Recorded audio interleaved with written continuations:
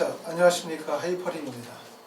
자, 이번 시간에는 2022학년도 해외에서 고등학교를 졸업하거나 졸업 예정이신 분들이 지원할 수 있는 국내 대학의 전형이나 특징에 대해서 설명을 좀 드리도록 하겠습니다. 자, 해외고 졸업으로 지원을 하시는 분들은 첫 번째는 재외국민 3년 특례 전형으로 7월에 수시원서 접수를 하시는 분들, 또는 3년 특례 자격 조건을 갖추지 못하는 상태에서 외국에서 고등학교를 졸업하셨거나 졸업 예정이신 분들이 원서를 쓰시는 경우인데, 요건 아시는 것처럼 9월에 원서 지원 시기는 9월이죠, 그렇죠? 9월에 한국 수시에 포함이 되어지고, 그 9월 한국 수시 내에 다양한 전형들이 있습니다. 첫 번째 우리가 쉽게 생각하시는 게 이제 어학특기자 전형이 있고, 그 다음에 학생부 종합전형이나 SW 소프트 인재 전형이라는 전형도 있고요. 또는 학생부 교과 전형도 원서를 쓸 수는 있어요.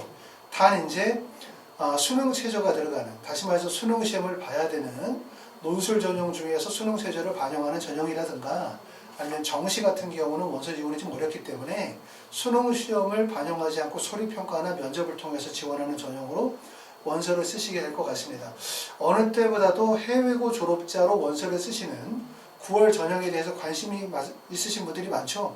작년부터 이제 코로나가 조금 더 장기화되어지면서 해외 대학에 다니시는 분들, 또 해외 대학을 가시려고 하셨던 분들 중에서는 일정의 차질이 생겨서 국내 대학으로 다시 이제 유턴하시는 경우들이 좀 많으신 것 같아요.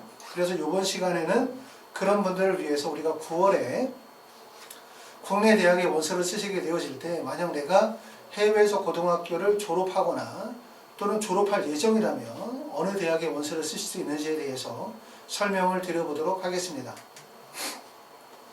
자, 먼저 해외 고등학교 졸업자의 장점은 무엇인가, 이게 첫 번째 이제 주제로 시작을 하게 되어지는데, 이런 말씀을 드리는 이유는 뭐냐면, 국내 대학에 수시 원서를 쓰시게 되어질 때 무엇보다 제일 중요한 거는, 첫 번째는 당연히 학생의 학업적 능력이죠. 학업 능력.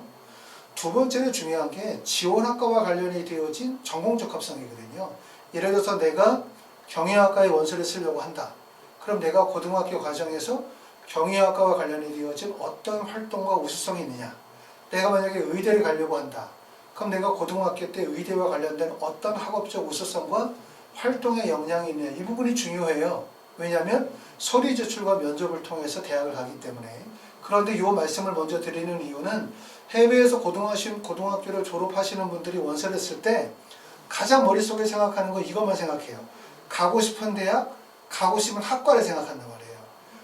생각의 방향은 가고 싶은 대학과 가고 싶은 학과를 생각하는 게 1번이 아니라, 제일 먼저 생각해야 되는 첫 번째는 내가 가지고 있는 학력 지표의 우수성, 그리고 두 번째는 지원하는 학과와 관련이 돼서 내가 가지고 있는 우수성이 무엇인가, 이 부분을 꼭 생각하셔야 되고, 그리고 나의 입장이 아니라 대학의 입장에서 먼저 한번 생각을 해보세요.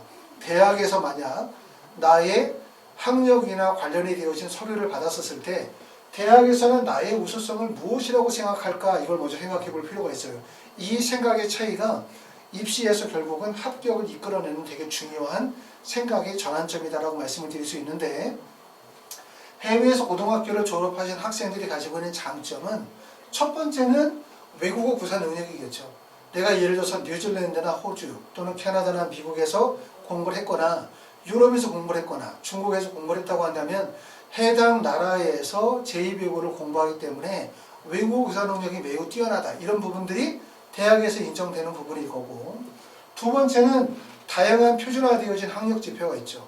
국내는 그냥 단지 학생부 교과라고 하는 지표가 있지만, 외국에서 공부하면 전 세계로 공인되어진 지표들, 예를 들어서 뭐 A레벨이라든가 SAT 점수라든가 뭐 IB 성적이라든가 AP 성적이라든가 또는 공인어학 성적과 같은 이런 다양한 표준화 학력 지표를 가질 수 있고, 또 세 번째는 이제 다양한 교내의 활동 경험이 있을 거예요. 국내는 대부분 활동이 교회 활동은 제한이 되고, 국내는 교내 활동만 대부분 인정이 되거든요. 학생부에 있는.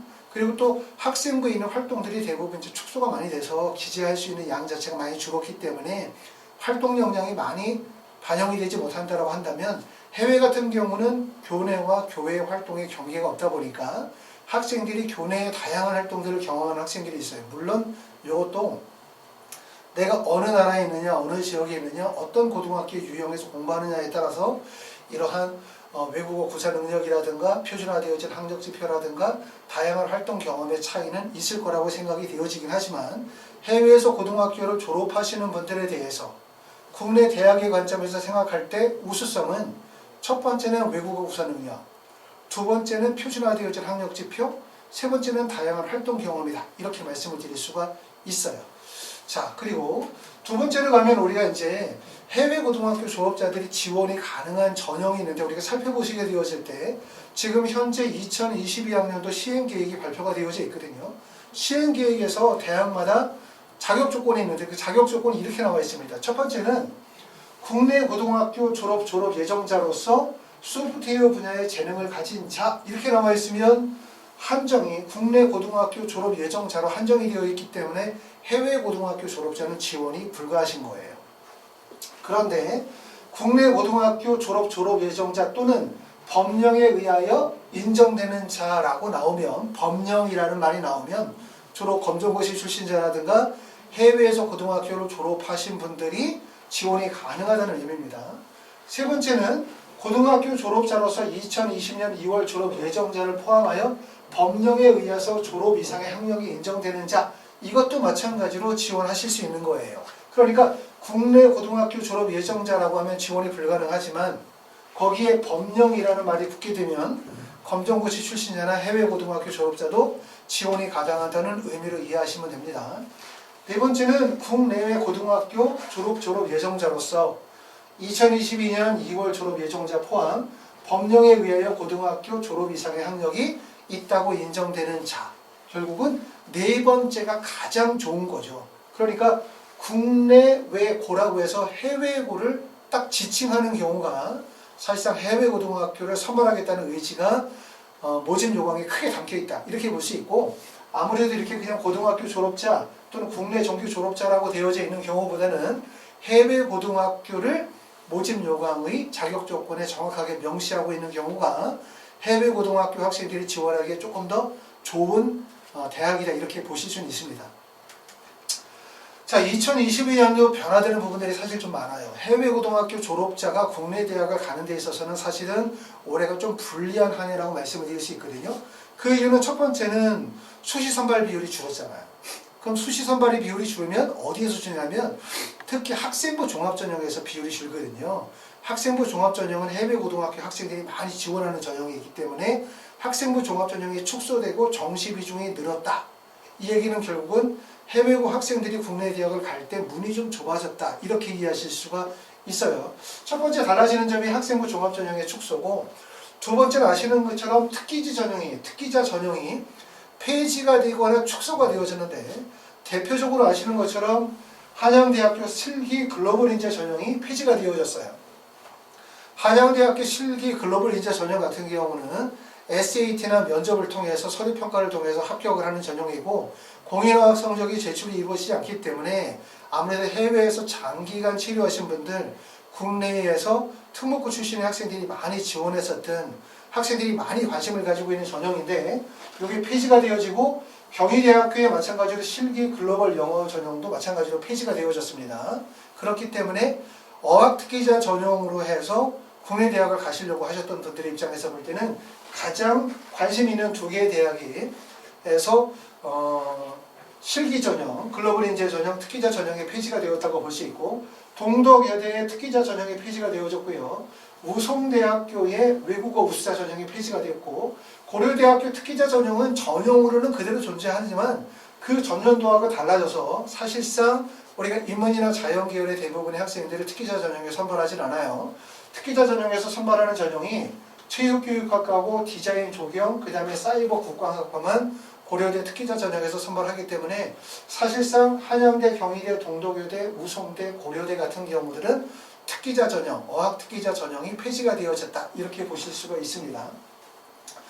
자, 수능 최저를 미반영하다가 이번에 반영이 되어지면서 우리가 원래는 지원에 관심을 뒀던 학교들 중에서 지원하기가 어려워진 학교가 대표적으로 연세대학교 활동우수형이죠. 연세대학교 활동우수형하고 경희대학교 네오르네상스 전형은 종전에는 수능 최저가 없는 학생부 종합전형이었기 때문에 해외에서 고등학교를 졸업하신 분들이 많이 지원을 했었어요. 그런데 올해부터는 수능 체제가 반영이 되기 때문에 사실상 해외에서 고등학교 졸업하고 오시는 분들이 한국 수능을 볼 수 없기 때문에 결국은 이 학교도 지원이 어려워졌다. 이렇게 보실 수 있고요. 자기소개서가 폐지가 되어진 학교는 고려대학교와 한국외대, 그 다음에 이제 일부 의과대학 같은 경우는 자소서가 폐지가 됐는데, 자소서가 폐지가 되는 것도 해외고 졸업자에게 별로 안 좋죠. 왜냐하면 해외고등학교 졸업자는 어찌됐든 대학에 들어갈 때 제출 서류가 좀 많아야 되겠죠. 제출 서류를 좀 많이 내야 해외고등학교 가지고 있는 학생들이 가지고 있는 여러 가지 특색도 반영이 되어지고, 또 활동이라든가 또는 여러 가지 학력 지표에 대한 부분들이 반영이 되어질 수 있는데, 자기소개서가 폐지가 되어진다든가 공인어학 성적이 제출이 안 된다든가 여러 가지 표준화되어진 학력 지표의 제출이 불가해지게 되어지면 사실상 해외 고등학교 학생들이 제출할 수 있는 게 GPA 성적밖에 없거든요. 그러니까 GPA 성적만으로는 학생이 가지고 있는 우수성을 다 보여주기가 어렵다고 판단이 되어지기 때문에 자기소개서가 폐지가 되어진 것도 해외 고등학교 졸업자 학생들에게는 좀 불리한데, 2022-23까지는 대부분의 학교들이 그대로 유지가 되어집니다. 일부 학교만 폐지가 된 거예요. 자, 다섯 번째는 한동대학교 같은 경우는 원래 실기실적에서 해외 학생 전형이 따로 있었고, 그 다음에 실기실적에서 해외 선교조 자녀 전형이 따로 있는 두 개의 전형이 합쳐졌어요. 그러면서 이름이 글로벌 인재 전형으로 이름이 바뀌게 되었습니다. 자, 그래서 2022학년도 해외 고등학교 졸업자가 국내 대학을 갈 때 첫 번째는 수시 비중 줄고 정시 비중 늘었으니까 불리한데, 특히 그 중에서도 특기자 전형이라고 하는 어학 특기자 전형이나 일반 특기자 전형이 축소 내지 폐지가 되어진 학교들이 있다. 대표적으로 우리가 아시는 것처럼 고려대학교나 한양대학교, 그 다음에 경희대학교 같은 학교들은 학생들이 많이 관심을 두는 학교들이고, 학생부 종합전형에서 수능체제를 반영하지 않았던 연세대학교 활동우수형과 경희대학교 네오르네상스 전형도 사실상 수능체제를 반영하게 되었기 때문에 입시는 다소 불리해졌다. 더군다나 이제 제출 서류에 대한 부분들도 어느 정도 막혀있기 때문에 좀 더 불리하다고 보셔야 될 것 같아요. 그렇기 때문에 여러분들이 이제 국내 대학을 가시려고 하시는 분들은 좀 더 철저하게 입시를 좀 분석하고 잘 준비하셔가지고 지원 대학의 방향을 잡아가지고 합격을 누리셔야 될 것 같다라는 말씀입니다. 다소 문은 줄었다 하더라도 여전히 수시에서 선발하는 비중 자체가 70%가 넘는 비중을 수시에서 선발하고 있는 게 지금 국내 대학의 입시 제도이기 때문에 여러분들의 우수성이나 장점에 맞는 학과 선택, 나머지 서류 준비나 면접 준비를 철저히 하시게 되어지면 합격하실 수가 있습니다. 자, 해외고등학교 졸업자가 지원이 가능한 전형은 어떤 게 있을까 생각을 해볼게요. 첫 번째는 학생부 종합전형이라는 게 있다고 말씀을 드렸어요. 학생부 종합전형은 첫 번째는 서류평가 플러스 면접을 통해서 합격하는 전형이거든요. 수능을 보진 않아요. 아까 말씀드렸던 것처럼 연세대학교나 경희대학교가 학생부 종합전형에서 수능체제를 안 보다가 올해부터 수능체제를 반영하니까 어려워졌죠. 대신 대부분의 대학들은 수능체제를 반영하지 않고 학생부 종합전형으로 학생을 선발하는 학교이 서울대부터 시작해서 서울권에 있는 거의 대부분의 학교에서 해외고등학교 학생들이 지원이 가능하다고 보시면 되는데, 그 중에서 가장 유리한 학교는 사실 연세대학교죠. 왜냐하면 연세대학교는 모든 학교들이 해외고 전형이라는 건 없어요. 그렇죠? 해외고 졸업자 전형을 가지고 있는 학교는 카이스트 같은 경우는 해외고를 별도 선발하지만, 사실 연세대학교에서 국제계열에서만 지금 보시는 것처럼 학생부 종합 국제형에서 국내고와 해외고를 나누어 선발하기 때문에 사실상 해외고 학생들에게는 가장 유리하다고 볼 수 있는데, 이것도 그렇게 해외고 학생들끼리만 선발하면 과연 해외고 학생들 다 뽑히냐 이렇게 볼 수는 없거든요. 국내고와 해외고 중에서 해외고 선발 비율을 따로 두고 있다는 점은 첫 번째는 유리하다고 볼 수 있지만, 두 번째는 해외고 학생들끼리 경쟁을 해야 되거든요. 그러니까 해외고 학생들 중에서도 우수한 학력 지표와 우수한 활동을 가지고 있는 학생들이 많아요. 또 그와 반대로 외국에서 오랜 시간을 생활했음에도 불구하고 지역이나 학교적 특징에 따라서 사실 기타 특별한 학력 지표를 제시할 수가 없는 경우들의 학생들이 있기 때문에 거기에 따른 유불리가 가지고 있다고 생각이 되어집니다. 어찌됐든 연세대학교처럼 해외고를 별도 선발하는 전형은 매우 유리한데, 사실상 연세대를 제외하고 나면 연세대학교 미래 캠퍼스가 전년도에는 해외고를 별도로 선발하다가 지금 통합을 했고, 그 다음에 한동대 같은 경우는 아까 봤었던 것처럼 해외 학생을 별도로 선발하는 전형이 따로 있기 때문에 그 두 개 정도 대학이 우리가 유리하다고 볼 수 있습니다. 대부분의 제약은 아까 말씀드렸었던 것처럼 학생부 종합전형에서 해외고를 별도 선발하지 않고 해외고, 국내고 모든 학생들이 같이 원서를 쓰게 되는 거고요. 그 중에서 아마 일정 비율을 정해서 해외고 학생들을 선발할 가능성이 높아요. 그렇기 때문에 국내 학생들과 국내고 학생들과 직접적 경쟁을 해야 된다는 점을 아셔야 되고, 그리고 거기서 좀 더 나아가면 사실상 해외고 학생들끼리 어느 정도의 경쟁이 필요해요. 왜냐하면 뽑는 인원이 10명이나 20명이라고 하면 그 안에 해외 고등학교 학생 선발의 할당 비율이 어느 정도 정해져 있을 가능성이 있다라고 생각한다면 결국은 해외고 학생들끼리의 경쟁도 중요할 것이다. 이렇게 보여지고요. 학생부 교과 전형에서 해외고 학생들을 선발하는 학교들이 있어요. 여기 보여지는 거는 명지대학교 교과 면접 전형의 한 예라고 할 수 있는데, 지금 보시는 것처럼 학생부 교과 전형은 대부분 국내 고등학교 학생들을 선발하게 되어지고, 그 다음에 거기에다가 국내 고등학교 학생들은 학교생활 기록부를 반영을 해서 학생들을 선발하게 되어지는데, 이렇게 해외 고등학교인 경우에는 검정고시나 해외고 등 석차 등급이 불가능한 학생들을 대상으로 해서 이렇게 환급 등급이나 환급 점수를 반영을 해서 반영을 하는 거죠. 예를 들어서 해외에서 고등학교에 공부한 학생들 중에서 평점이 A학점이다 라고 하면 그것을 등급을 3등급, 환산 점수를 97점 정도로 두는 거죠. 그렇죠? 또 검정고시 성적이 95점 이상이 되어진다 그러면 A로 보고 그걸 약 97점 정도로 보기 때문에 이러한 대학들마다 학생부 교과 전형이라 하더라도 그 학교 생활 기록부 반영 방법에 있어서 이처럼 환산 등급이나 환산 점수를 반영하는 경우라고 한다면 해외에서 고등학교를 졸업한 학생도 지원이 가능한 대학이라고 이해하시면 돼요. 대신 이렇게 학생부 교과 전형에서 해외 고등학교 학생에 대해서 환산 등급과 환산 점수를 반영하는 대학은 상위 대학은 대부분 아니고 약간 중위권 이하의 대학들이 학생부 교과 전형에서 해외고 학생들을 선발하는 대학들이 있습니다. 자, 세 번째는 이제 어학특기자 전형이죠. 어학특기 전형은 아까도 말씀드렸던 것처럼 폐지가 되어지는 강향으로 가고 있어요.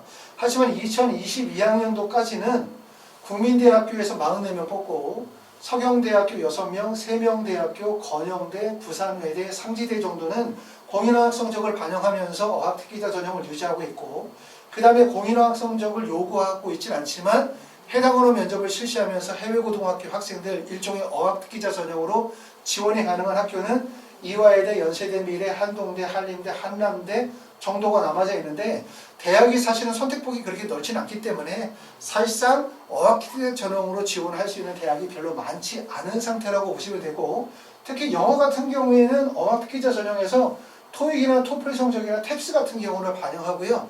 IELTS 성적은 대부분의 학교들이 반영하지 않고 있기 때문에 공인어학 성적을 통해서 대학을 가겠다라고 한다면 대부분 토익이나 토플 성적을 요구한다고 보면 되고, 토익 같은 경우는 IBT가 95점 정도가 기본 자격 조건이라고 볼 수 있는데, 대부분 합격하는 학생들은 토플 IBT가 적어도 115점 이상의 점수는 되어져야 합격 가능성이 있다. 이렇게 이해하시면 될 것 같습니다. 해외고등학교 학생들 중에서 지원이 가장 용이한 데는 결국은 뭐냐면 다른 데는 다 줄었거든요. 학생부 종합전형도 줄고 어학특기자 전형도 줄었는데 늘어난 데가 바로 뭐냐면 SW 소프트인재 전형이에요. 이거는 무슨 전형이냐면 컴퓨터, 소프트웨어 분야에서 탐구 활동 경험과 학업 관련 수상 실적, 창의적 체험 활동 등의 탁월한 역량을 보이고 있는 자, 여기에 해당되고, 이런 전형들은 대부분의 학교에서 수능 최저를 요구하고 있지 않아요. 그래서 고려대, 서강대, 한양대, 중앙대, 경희대, 동국대, 숭명여대, 숭실대, 서울여대, 아주대, 가천대, 연세대, 미래 정도는 국내외 고등학교가 다 지원이 가능하니까 사실상 서울권에 있는 주요 대학들이 대부분 이렇게 소프트웨어 전형을 가지고 있다, 이렇게 보실 수가 있는 거죠. 그렇기 때문에 여러분들이 해외 고등학교를 졸업한 자연계 학생이라면 이런 데 원서를 쓸 수가 있어요. 그렇죠? 그런데 이제 이런 데 원서를 쓰려면 당연히 컴퓨터 소프트웨어 분야에서 어느 정도 우수성을 보여줘야 되니까, 특히 이제 해외에서 수강했었던 과목들 중에서 컴퓨터 사이언스 같은 과목들을 수강을 했다면, 또는 교내 동아리 활동들 중에서 컴퓨터나 소프트웨어 관련된 동아리 활동을 했다면 아무래도 국내 고등학교에 컴퓨터 사이언스 교과목 같은 것들이 없거든요. 그리고 이제 학생들이 동아리 활동도 컴퓨터와 관련된 동아리 활동이 많이 늘었다 하더라도 해외고 학생들이 장점이 많아요. 이 부분은. 그렇기 때문에 만약에 해외에서 컴퓨터나 소프트웨어 관련된 활동들을 많이 진행했다면 이런 전형의 원서를 쓰시는 것도 매우 좋다. 수능 최저가 없고 경쟁률이 낮아요.